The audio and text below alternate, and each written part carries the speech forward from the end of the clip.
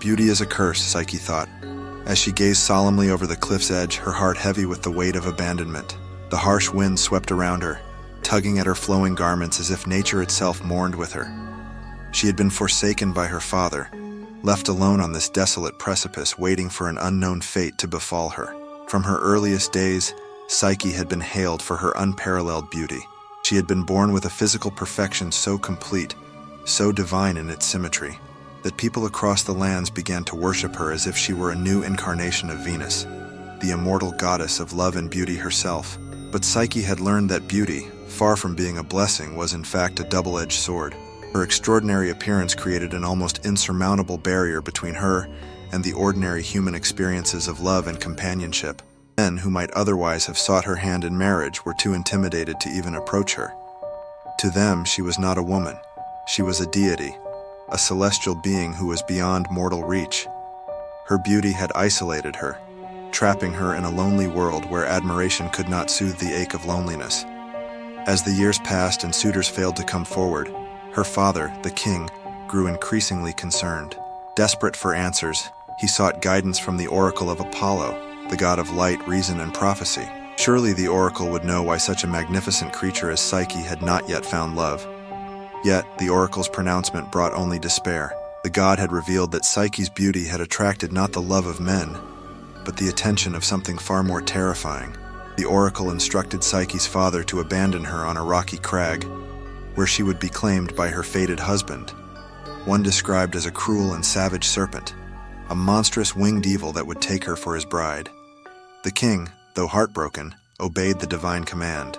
Thus Psyche found herself standing alone on the edge of the cliff, her future uncertain. The sky above her seemed endless, and the vastness of the horizon stretched before her like the unknown path her life would now follow. She was terrified, yet there was nothing left for her but to wait for whatever fate had in store. As she stood there, shivering not from the cold but from fear, she felt something unexpected. It was Zephyr, the gentle west wind, who began to swirl around her. His presence was soft, calming, and instead of the harsh, merciless wind that had tugged at her moments before, Zephyr's touch was almost like a caress. She felt herself being lifted into the air, her body becoming weightless, as if cradled by unseen hands. Slowly, gracefully, Zephyr carried her away from the cliff and set her down before a magnificent palace that seemed to have emerged from the earth itself. The palace was unlike anything Psyche had ever seen. Its towering columns and intricate designs glittered in the sunlight, as though the very stones had been enchanted to glow. Every surface was polished to perfection, and the air was filled with the scent of flowers she couldn't name, yet they soothed her anxious heart. "You are home," said a voice. An unseen voice, one that echoed through the halls of the palace with a calming authority. "Your husband awaits you in the bedroom, if you dare to meet him." Psyche's heart raced. Was this the monstrous creature the oracle had foretold? Was this her cruel fate? But she reminded herself of the bravery that lived within her. She had already faced abandonment and the unknown.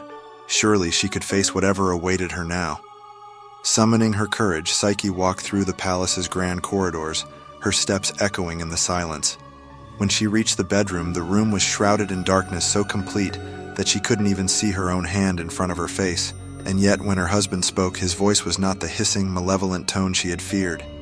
It was gentle, kind even. His touch when he came close to her was soft, not at all what she would expect from a serpent-like creature. She could feel the warmth of his skin, the tenderness in his gestures, and though she asked him who he was, he refused to answer. "This is the one question you must never ask," he said softly. "If you love me, you will not need to know." Psyche tried to accept this. Night after night, her mysterious husband visited her, always in the cover of darkness, and never revealing his face. In time, his affection and their quiet intimacy soothed her fears. He was attentive, and his company became a comfort to her. Soon, Psyche found herself falling in love with this enigmatic figure who visited her only in the dark hours of the night. Before long, Psyche discovered that she was pregnant. Joy surged through her, for she had longed to become a mother. Yet a new conflict arose within her. How could she raise her child with a man she had never truly seen? The uncertainty gnawed at her. Though she loved him, the mystery of his identity consumed her thoughts. She had to know. That very night, determined to uncover the truth, Psyche crept into the bedroom while her husband slept. She carried an oil lamp, its flame casting flickering shadows on the walls. With trembling hands, she held the lamp above him, desperate to see the face of the man she loved. What she saw was not a monster, but the god Cupid himself, the very god whose arrows set gods and mortals alike lusting after one another. His golden curls glimmered in the lamplight, and his wings, though tucked behind him, were magnificent. She had not married a cruel and savage serpent, but the god of love himself. Startled by her discovery, Psyche dropped the lamp, and a few drops of burning oil spilled onto Cupid's skin, waking him. He recoiled in pain, and in his anguish, he explained everything. He had fallen in love with Psyche the moment his mother Venus had sent him to make her fall in love with a vile creature.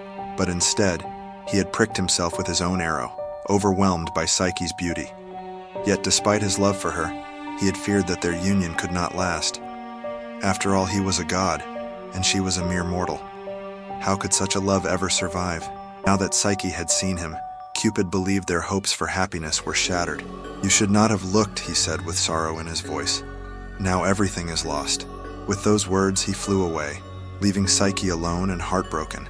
For days, Psyche wandered, consumed by despair. Her one chance at happiness had slipped through her fingers, but as she wandered, the same unseen voice that had guided her before spoke to her again. This time it offered her hope.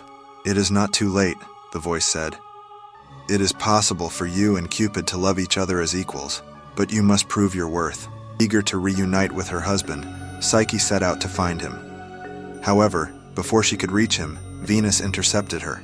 The goddess of love was furious that her son had disobeyed her and fallen for a mere mortal. She decreed that Psyche could only marry Cupid if she completed a series of seemingly impossible tasks. In the tale of Psyche and Cupid, we learn that love is not just about admiration or beauty. It's about trust, patience, and embracing the mystery of the person we care for.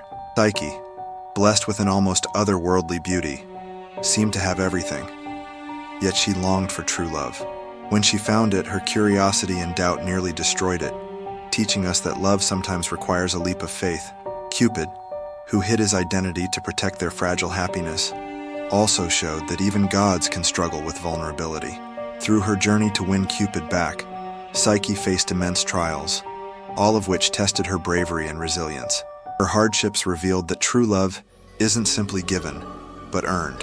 It grows stronger through every obstacle overcome and every doubt silenced. In her challenges, Psyche discovered that love's truest strength is not found in knowing every secret of our partner, but in believing in them without needing to know it all. So let this story remind us, real love is built not only on passion and admiration, but on trust and resilience. Just as Psyche's determination won her a place beside Cupid, our willingness to endure and believe can lead us to a love that stands the test of time.